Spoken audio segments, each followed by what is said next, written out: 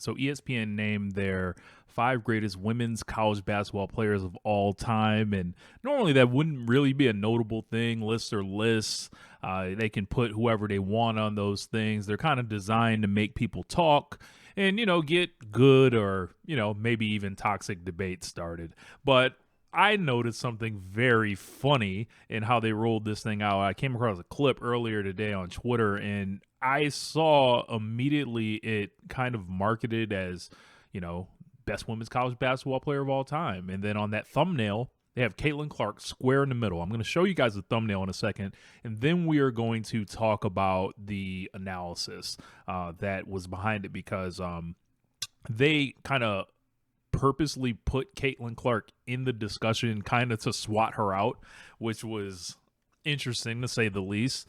Some of the logic that they use there, I just don't even think they introduce obvious questions to the conversation, such as, all right, well, how good were those teams? Who was on, these squads, that were with these individual players? Their top 5 ended up being Breanna Stewart, Candace Parker, Diana Taurasi, Maya Moore, and Cheryl Miller.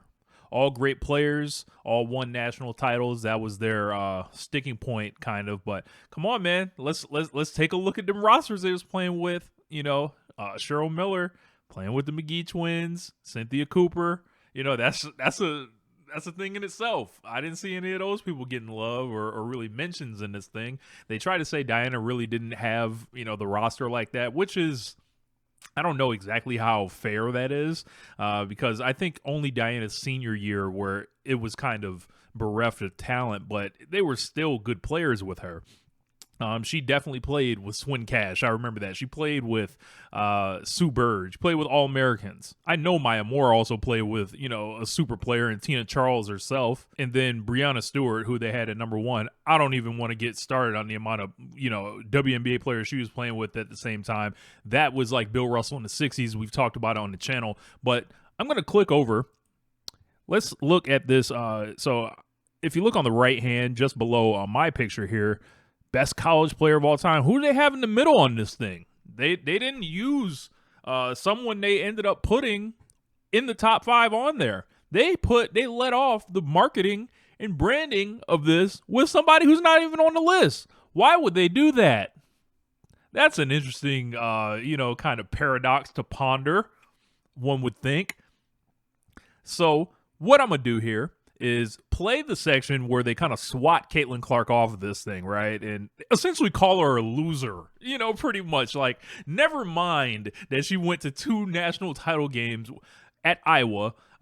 Never mind, like, all the records she broke and all this. If we're talking about the best college player, we're not talking about the teams. We're not talking about programs. And, unless you're going to tell me Breanna Stewart is essentially Kareem Abdul-Jabbar, right? That's what we're assuming on this, right? I believe Kareem Abdul-Jabbar could have went anywhere in the country and have been the most dominant player that he was, at that time. He had, good teammates, but Kareem was so singular in his greatness. I feel like I don't necessarily relate to Breanna Stewart in that same way, especially with, the mass superstar teams that she's had. If she was on Iowa, would she have 4 national championships? The answer is no. So let's pull up their analysis. Okay, so they've got Cheryl Miller here on the list, right? And the host right here is like, I'm gonna do something and basically to shake up the conversation, right? Because if you're not gonna put her on the list, you kind of got to talk about it. But they simply do this. They don't do this and bring up Shamika Holsclaw. They don't bring up Kelsey Plum. They don't bring up Lynette Woodard.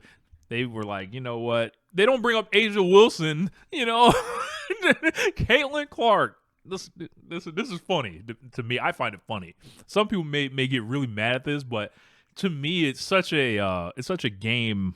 What these folks are doing now with this thing. I think we should be able to point and laugh at this point. If you're still upset about it, but there are some of you that are, but I would suggest just recognizing what they're doing and then knowing what you know. There we go. What if we switched? Ooh. I'm just saying. So he takes Cheryl Miller off and puts Caitlin Clark and then basically leaves it. I believe this is Roz Gold, if I'm not mistaken with her name on Twitter. So let's hear what she has to say here. Okay, well, Sam, this is all food for thought. So here's the thing. Love Caitlyn. Love how she's transcended the game. I'm not going to go away from that. But in the open, we said, what makes a top 5 player? Winning. The only strike against Caitlyn Clark is that she has not won a national championship. It's and fair. that is the only thing that you can put against her, because the way she has dominated the record books when she was at Iowa was something you cannot duplicate. She's a 3-time NCAA scoring leader and assist leader, a true point guard for the people. 3-time. She essentially beat all the competitive teams in the same 2-year span. She just didn't happen to win the game at the right time. Like, she beat South Carolina in a national semifinal. She beats LSU in an Elite Eight, but loses the national titles against them, in the year that they are playing. And all of a sudden, it's like Caitlyn Clark is this goddamn loser that they just can't reward. Apparently, I don't get it. 2-time All-American, 2-time Naismith Player of the Year, 2-time AP Player of the Year, all-time leading scorer. She broke the records of Kelsey Plum and Sabrina. Like, literally, there is nobody who has been such a front-facing name through a direct reflection of her skill set. But how can you be a top 5 player if you have not won a title? If you give her a single All-American to play with, if you give her more than Kate Martin to play with, if you swap her and put her on UConn instead of Paige Beckers, for those years. Paige is still in college, by the way. I don't feel like we're having this discussion. College basketball championships and general basketball debates have never really come down to goofy stuff like this. It's like, all right, were you a National Player of the Year? That's usually like a symbolizer. Have you gotten to the Final Four? That itself is, the huge achievement. But I guess the rules are different here. It's a great point, which is why this lady over here doesn't even want to say anything. Right. We're switching them back. Again, we read Cheryl Miller's resume. She's a winner. She's a winner multiple times. Yeah. But I have a really hard time. It's like paining me to leave Caitlyn off this list because of the record, because of what she's done outside of those 94 feet. Hold on. Let's talk about what she did inside the 94 feet.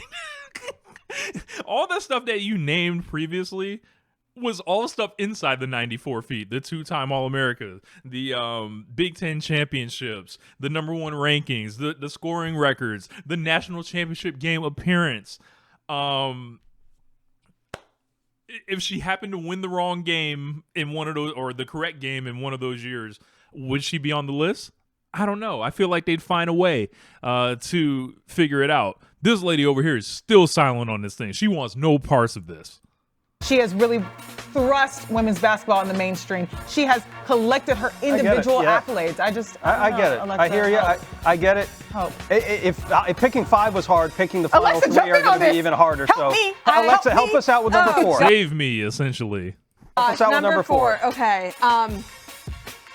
We got some more players here, by the way. I was going to say, we're missing someone that I think needs to be in this conversation. Now, you guys tell me if So, they don't lead this thing off with Sabrina Ionescu. They don't put Maya Moore on the thumbnail. They put Caitlyn Clark on the thumbnail. They come out here and essentially throw her up there to knock her down. Disheartening and predictable, kind of. No real shock to me or anything. Lists are lists. It really kind of takes a lot for me to get upset about a list, but it's kind of how they did it right here, which I think is notable. And I'm sure ESPN enjoyed the ratings that they got from broadcasting all those Iowa games and taking full advantage of while she was in college to promote it that way, because those games did monster numbers. And it sure seems like they recognized the greatness then. I just can't roll with the Breanna Stewart is the greatest, women's college player while she's playing with 7 WNBA players on her team. I just can't it's just all right, man, she's got to be there in the top 5, but just far and away number one. Nobody talks about it, anything. And then, like, in the inverse of that, Caitlin Clark is playing with me and you out there, essentially, and going to the national championship. And apparently she's a loser for this. So I don't know, man. This is a problem amongst those folks. And I'm interested to know what you think of this list and, you know, the marketing more of this list and how they're, you know, trying to use the name for the thumbnail for the clicks and stuff like that. Could they have presented this in a fairer way that reflected their actual list? I say yes. What about you? Anyway, my name is Rich Latta. I'm up out of here. Peace. One lifetime.